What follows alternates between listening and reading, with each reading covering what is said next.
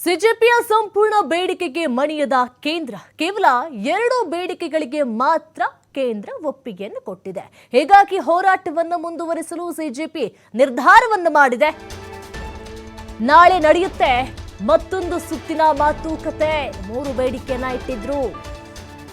ಧರ್ಮೇಂದ್ರ ಪ್ರಧಾನ್ ಅವರು ರಾಜೀನಾಮೆಯನ್ನ ಕೊಡಬೇಕು, ಮೃತರ ಕುಟುಂಬಕ್ಕೆ 1 ಕೋಟಿ ಪರಿಹಾರವನ್ನ ಕೊಡಬೇಕು, ಜೊತೆಗೆ ಎಫ್ಐಆರ್ ಅನ್ನ ವಾಪಸ್ ತೆಗೆದುಕೊಳ್ಳಬೇಕು. ಆದ್ರೆ ಕೇಂದ್ರ ಸರ್ಕಾರ ಈಗ 2 ಬೇಡಿಕೆಗಳಿಗೆ ಅಸ್ತು ಅಂದಿದೆ. ನಾಳೆ ಮತ್ತೊಂದು ಸುತ್ತಿನ ಮಾತುಕತೆಯಾಗುತ್ತೆ. ಅದರಲ್ಲಿ ಏನಾದರೂ ಬದಲಾವಣೆಗಳು ಆಗಬಹುದಾ? ಸಿಜೆಪಿ ಮತ್ತು ಕೇಂದ್ರ ನಾಯಕರ ಜೊತೆ ನಾಳೆ ಸಭೆಯನ್ನ ನಡೆಸ್ತಾರೆ.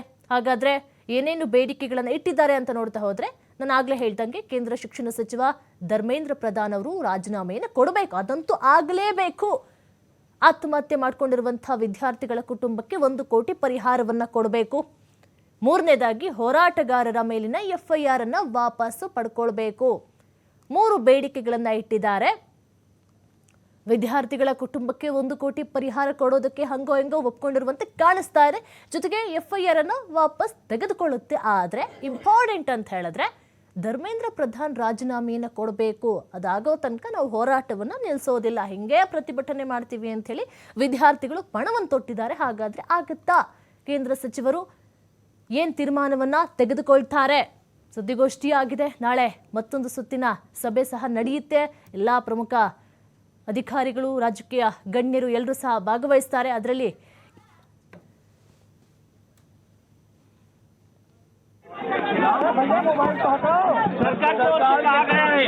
ये बोला गया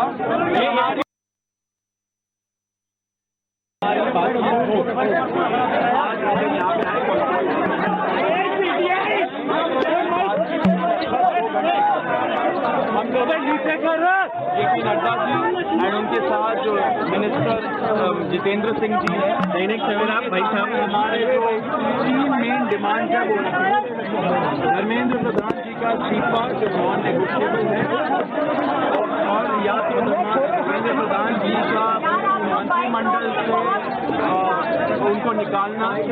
नंबर 2, 1 करोड़ कॉम्पनसेशन फैमिलीज है जिनके बच्चे नीट एस्पिरेंट के सिस्टम की वजह से उन्होंने सुसाइड करके मर गए, उनके लिए 1 करोड़ का कॉम्पनसेशन।